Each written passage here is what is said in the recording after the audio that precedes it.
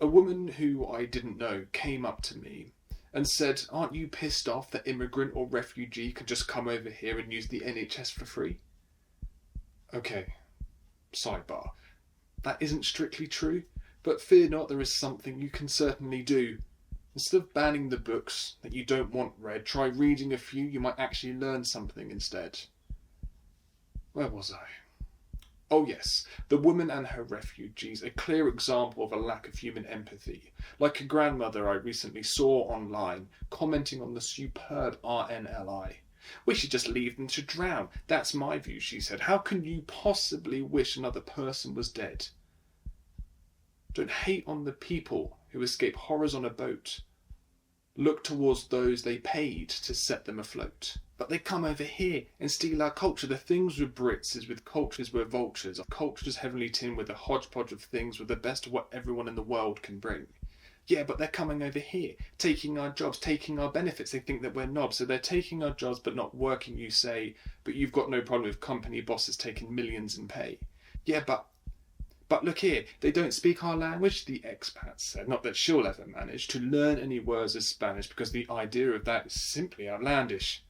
But will always be the first to moan about remoaners as they then groan about the queues at the airport after a flight. But at least we got blue passports, isn't that right?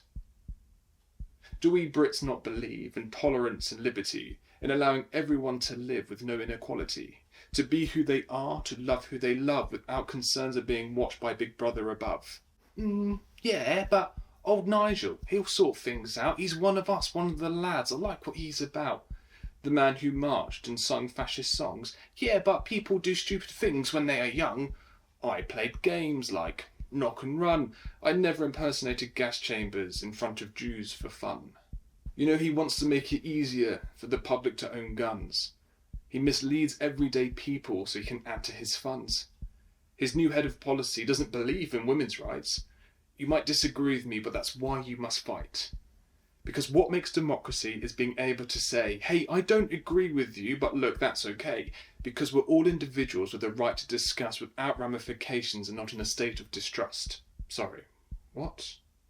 You want to be in a land of the free? Like that country America? Let me see.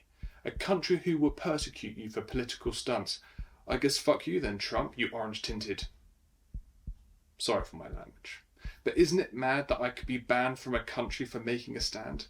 That isn't democracy. That's not being free. Don't like what I say, great, that's freedom, but it comes with a fee. The fee, as I say, is we will likely disagree. I with you and you two with me, but we should only do so respectfully, proud of the fact we can speak so openly. You might not like some things, other people's choices, but there are a lot of people and therefore a hell of a lot of voices. Live and let live, and at the very, very least, don't treat others like they're worth less than a beast. Trust me, this is not some political crap. I know some of you will see me as some wokish twat, but really this is about respecting all human life. This is so much bigger than just political strife. It is not a battle between the left and the right. It's more than that. It's a much bigger fight, because we're being orchestrated like puppets in a band by those who own more than 1,000,000 bags of sand.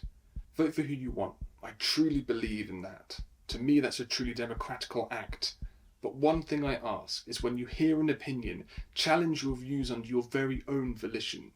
Critical think, look for alternate sources and views, and don't just rely on your echo chamber for your news. Just think if you awoke to the dogs of war, or that your child was sick and that you were poor, that you wouldn't try to give your family the best, no matter the risk, no matter the test. Some politicians will only make you roll your eyes, but there are others in disguise who fill us with lies, who simply just don't care about anyone's lives as they point to the people you shouldn't despise. They accept bribes from our enemies, like it's simply the norm, who live under the guise of bringing reform, when actually in fact they want to strip you of your rights, take away that which ensures you can live a pretty decent life. They want to be richer, make their friends richer too, by making sure a penny is never shared with you. Whether that's through pay or something else like tax, make us look the other way and stab us in the back. As it once was said, they might not come after you, but eventually, certainly, they always do. And what will happen when you're left feeling bereft and look around and find that there's nobody left? We must be wary that we do not empower those who will strip away the systems that granted them power, those who use humans as pieces in their game, for they will leave on history a terrible stain. I am not clever or brave, nor am I strong, but I do know what I think is simply right and wrong.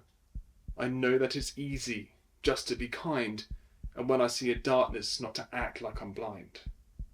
Do not let those in who will gag what you say, remove your human rights and expect you to pay for things like healthcare that we get for free from a service that only exists because of refugees.